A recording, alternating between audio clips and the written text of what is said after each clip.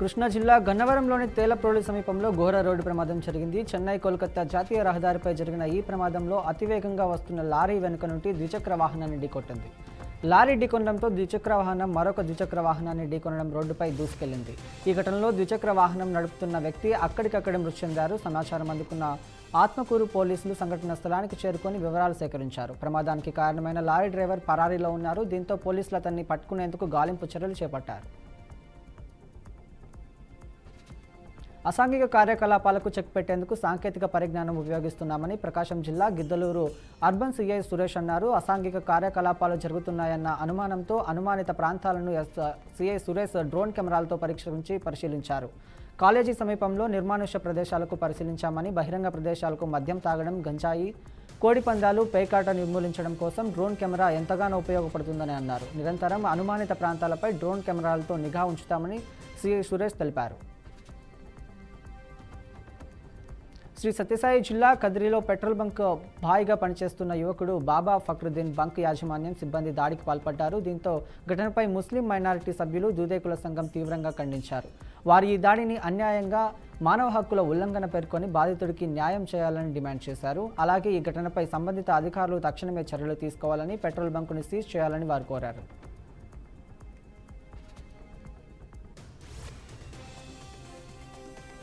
గత వైసీపీ ప్రభుత్వంలో పేదల బియ్యాన్ని స్మగ్లింగ్ చేసి వైసీపీ పెద్దలు సొమ్ము చేసుకున్నారని ఎమ్మెల్యే సింధూర్ రెడ్డి ఆరోపించారు. పుట్టపర్తి నియోజకవర్గంలో చౌకధాన్యపు షాపుల ద్వారా బియ్యం పంపిణీ కార్యక్రమాన్ని ఎమ్మెల్యే ప్రారంభించారు. కూటమి ప్రభుత్వంలో డీలర్ల ద్వారా ప్రజలకు సరుకుల పంపిణీ సీఎం చంద్రబాబు నిర్వహిస్తున్నారు.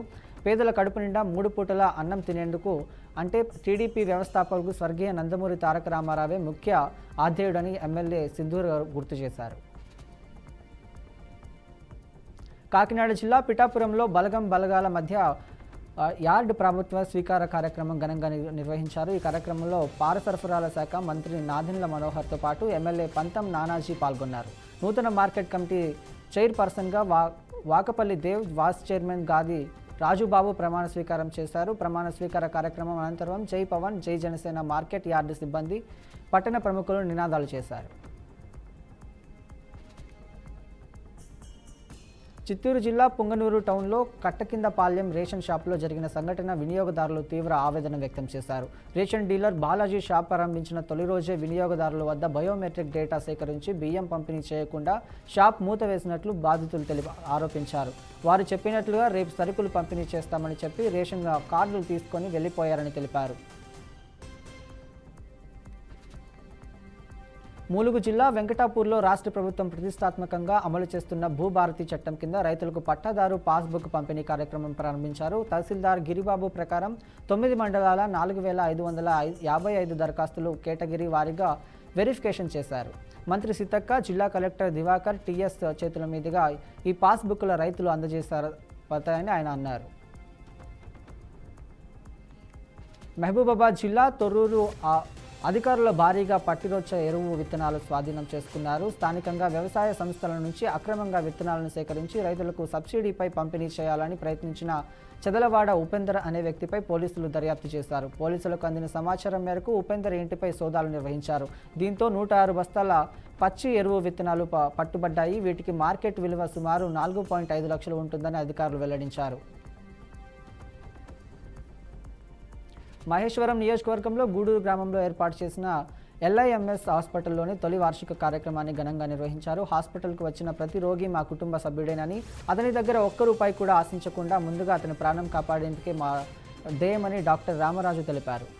అత్యాధునిక వైద్య పరికరాలు, నిపుణులైన వైద్య సిబ్బంది, 24 గంటల సేవా సదుపాయాలతో LIMS హాస్పిటల్ ప్రజలకు భరోసాగా నిలుస్తుందని ఆయన తెలిపారు. మహబూబ్ నగర్ జిల్లా అప్పనపల్లి శివారులో అటవీ ప్రాంతంలో రహస్యంగా క్షుద్ర పూజలు నిర్వహించిన ఘటన కలకలం రేపింది. కుంకుమ, పసుపు, నిమ్మకాయలు, జీడిగింజలతో ఈ పూజలు జరిగాయి. క్షుద్ర పూజలు ఒకనాటి కోడిని బలి చేసి ఇచ్చినట్లు స్థానికులు తెలిపారు. సమాచారం అందుకున్న పోలీసులు ఘటనా స్థలానికి చేరుకొని క్షుద్ర పూజలను భగ్నం చేశారు. ఈ ఘటనలో పాల్గొన్న 3 వ్యక్తులను అదుపులోకి తీసుకొని పోలీస్ స్టేషన్కు తరలించారు. ప్రస్తుతం పోలీసులు ఈ ఘటనపై విచారణ జరుపుతున్నారు.